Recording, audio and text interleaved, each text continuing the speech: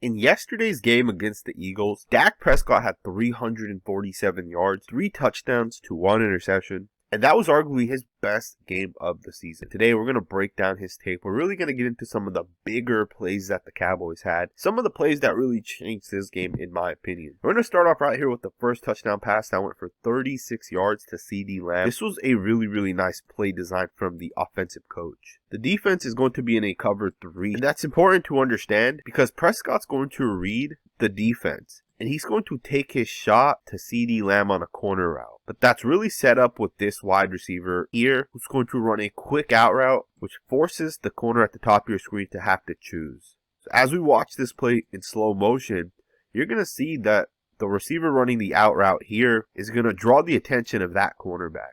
The corner's in a cover 3, so technically he should have the deep third. But because he jumps this route, CeeDee Lamb's going to be running a corner right behind that. And Dak Prescott throws a really nice pass, and CeeDee Lamb does the rest. This is a really nice design by the offensive coach. I know Mike McCarthy, Kellen Moore have definitely not been the greatest at certain times throughout this season, but these are the type of concepts that win you football games. But really, it's the throw. It's the read from Dak Prescott, in my opinion. The O-line holds up. Obviously, they gave up 6 sacks in this game, but they held up on this play, and we'll get into some of the sacks in just a second. Really nice play. Let's get to the next rep. Now, in my opinion, games are won on 3rd down. That last touchdown pass was a 3rd down play. This is also a 3rd down play here. 3rd and 7, and Prescott's going to deliver a 26-yard pass right down the seams. Beautiful read by Prescott. You know, I think there's so much more than people realize when it comes to actually playing the game of football. You know, we may see a throw, an interception, an incompletion, a check down. And we may say that why did this play happen, not realizing the different things within the play, right? The read from the defensive side. And let's talk about this play here because this play is very interesting. First and foremost, the defense is in a cover 6. Which means you're going to have 2 defenders basically split half the field. And then on the other side, you're going to have 1 guy playing deep. And you also have 2 underneath defenders. So to attack this, you really want to attack right behind those underneath defenders, right in front of the safety there. That's exactly what the Cowboys are going to do when they hit CeeDee Lamb on this seam route. It's the reads within this play, right? It's understanding what the defense is in. It's understanding that they're in a cover 6. And you have the middle of the field open. And then it's the pass. Don't lead your receiver up here where he's going to take a massive hit by 22 or the opposing safety. Let him catch it short of that safety. Throw this so your receiver can catch the football and not take a big hit. This right here is a really nice shot by Prescott to allow his receiver to stop as they catch the football. Of course, you guys see the offensive line does a nice job as well holding up. Even then, if you guys watch the footwork by Dak Prescott, he's going to do a really nice job. Now, the O-line here is going to basically slide to the left, which means number 7, Hassan Riddick's going to go unblocked, which means the running back is going to be responsible for number 7. So as this play begins, the O-line holds up. The running back takes the defensive end. That's a really nice job stopping the defensive end. But watch the footwork. Prescott's going to feel that pressure. He's going to take 2 steps to his left, and then he's going to throw the ball. That's a really nice shot by Dak Prescott. Absolutely love the footwork here by the quarterback. With that being said, let's get into the next rep. The Philadephia Eagles are going to come out in a cover 1, which is a man-to-man defense. And watch Prescott deliver this pass to Dalton Schultz. This is a really nice throw, high away from the linebacker. Really nice job by the tight end here to be able to win his route. Absolute nice job beating the linebacker.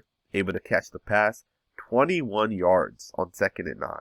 Absolute beautiful job in my opinion. One of the plays that, in my opinion, helped the Cowboys win this football game. Because they later went on to score a touchdown on this drive. And we're going to look at that play as well. But 21 yards, really nice job. Let's look into that touchdown pass as well. Because the touchdown comes on 3rd and 12. And these are the moments, in my opinion, in the game that basically winning and losing football games, right, is these type of plays. When the pocket breaks down, when your initial read isn't open, as a quarterback, what do you do, right? And this is the difference between good quarterbacks and bad quarterbacks, in my opinion. Being able to see that, hey, my read isn't open. The defense specifically doesn't have a hole exactly where I may want to go. So what do I do next? I have to get out of the pocket, buy maybe that extra second or two, roll to my right, and then if my receiver does break, I gotta get him the football. This is a hard throw because you have a defender right in front of you. So the pass has to avoid him at the same time. You can't overthrow it because the defender here could intercept it. It's just a really, really nice job by Prescott to put the ball high where his receiver can go up, jump up, make the catch. And this is a hell of a job by Gallup to keep both feet in. Obviously, he had the left foot down there, and that right foot lands in bounds right there. It's very, very, very clear that the foot is in bounds. That's a hell of a job by the quarterback, the receiver. That too, if you guys back this up, great job by Michael Gallup to recognize that his quarterback is rolling out. All right, he understands that the quarterback is going to get out of the pocket, and look at him make that adjustment in his route. Really, really, really nice job. Let's get into the next rep.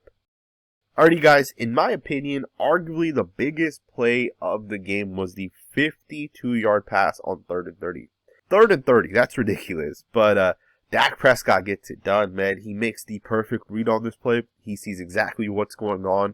The O-line holds up just long enough. Prescott puts it just far enough. And T.Y. Hilton brings it down. Beautiful job. I want to break this play down and really, really break it up because I think the Eagles made a massive mistake with the defensive play call. First and foremost, they wanted to confuse Dak Prescott. So what they did is they came out in a cover 2 Tampa. So number 2 here basically is in a cover 2 where he's dropping deep, but really he has the flats and he's going to play underneath. The safety here has the top half of the field. The slot defender here, and this is kind of the tricky part, is going to drop out of the slot and he has the deep. He's the guy that's basically going to get beat. And then the Tampa defender, the guy that's going to cover the middle of the field, will be this guy. He's going to roll this way, and he's going to basically have the middle of the field. Now, this is not a cover 3.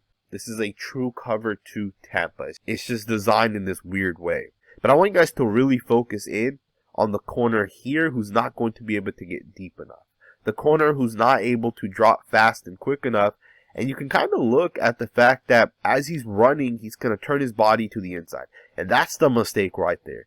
Looking to the inside when you have a guy like T.Y. Hilton, who is a deep threat, may not be as fast and quick, but when it comes to his deep pass technique, the guy is top tier. That right there, I think, was the difference in this play. Because Prescott's going to throw it deep, and the defender has more yards to cover than does T.Y. Hilton. And he's just not able to get there. Beautiful pass, too, man. Like, the defender's very close. Obviously, he's not able to get there. And just a hell of a job, man. 3rd and 30, that's ridiculous if you guys really think about it. That's really, really hard to be able to complete these type of things. This stuff does not happen. Like, this is very, very, very not normal.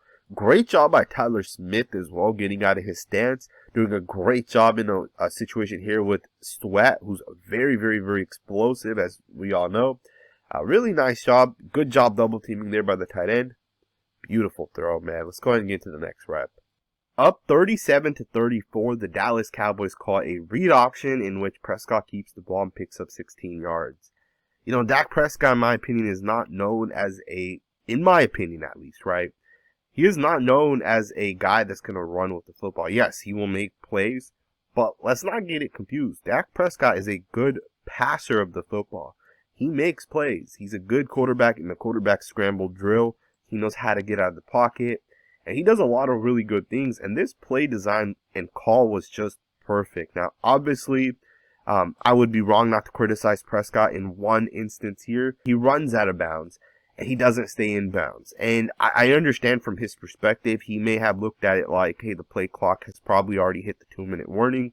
No point in taking that extra shot. But you gotta stay in bounds because he went out with 1 second left, and then basically the Eagles got an extra timeout because of it, right?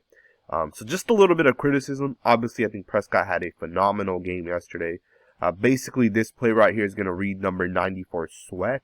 So if Josh Sweat goes to the inside as he's going to try to stop the running back, the quarterback's basically going to take the ball. Now, the part I like about this is you get the wide receiver to go in motion here, and he's basically going to be the lead guy for Prescott. So you read number 94 if he's going to go towards the running back as he does. Prescott's going to keep the football. You get the guy coming out to really block for you. This play right here picks up 16 yards because of that part of this play. Because otherwise, this guy right here is probably going to make the tackle or probably takes a different angle to get to Prescott. So that's a really, really, really nice job. Let's go ahead and get into the next rep. Alrighty, guys. At this point in the video, I do want to switch focus and talk about the sacks that Dak Prescott took. Because yesterday he took 6 total sacks, but I don't think all 6 of them go on the offensive line. In fact, I think majority of them don't go on the offensive line. And I think sacks are okay, to be honest, and I want to kind of explain what I mean by that. First and foremost, the first sack of the game came on this pass, this trick pass here specifically, and it should have worked. In my opinion, Tyron Smith messes this play up. Nothing against him specifically where he misses a block. He just doesn't get to the right guy. When you're coming back around, if you guys watch Smith, let me back this up. He's going to fake the down block. He's going to loop back around. You need to go and set out. You need to get back out here, and you need to find the threat. Or rather, that's going to be the backside defensive end. Or rather, that's the cornerback here who is playing the curl flats. You got to go find the guy and block the guy because this play works if Tyron Smith's able to block the guy. CeeDee Lamb's going to break wide open. This play hits for at least 25 yards, in my opinion. But this sack right here, in my opinion, still does not technically belong to the offense line because you are trying to design a trick play.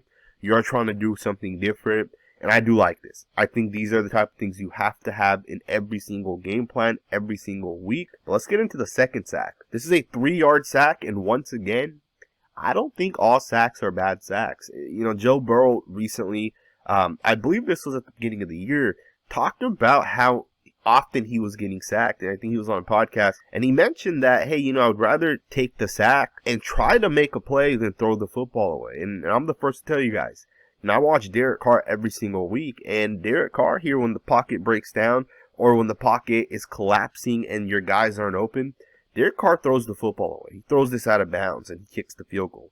Dak Prescott tries to evade the pressure by stepping up, trying to get out of the pocket, and he tries to make a play, and he just gets caught. Again, not every sack really matters all that much, right?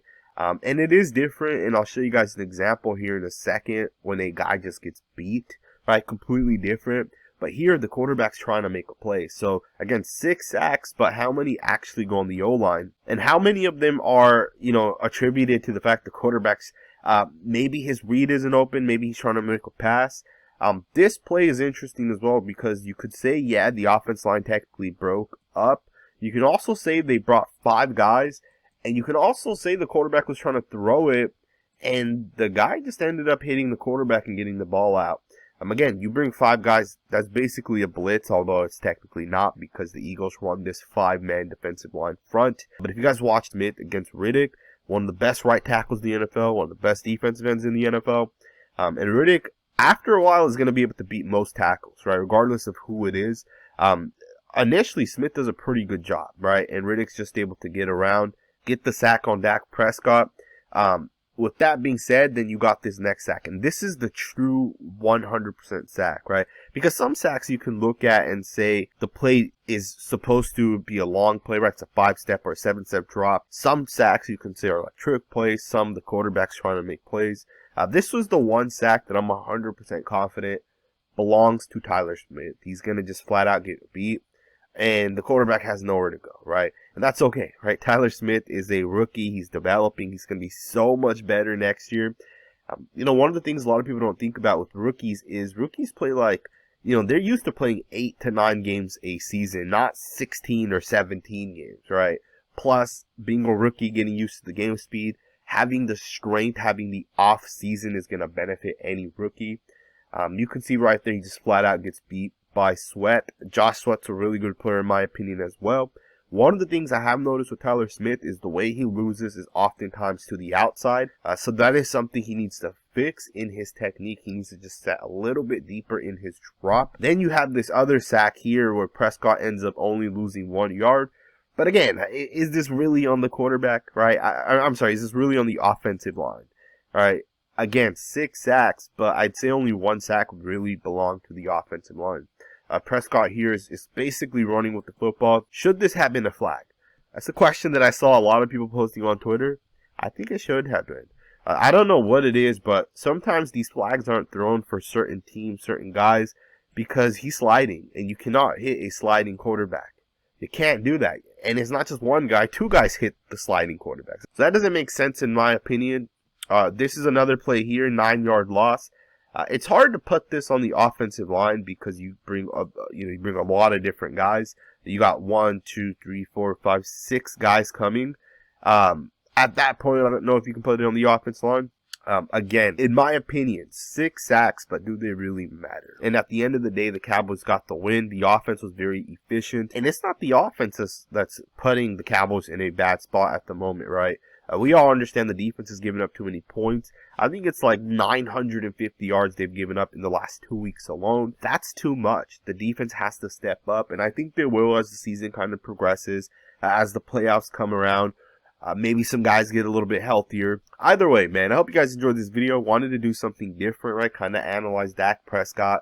Kind of analyze the sacks a little bit.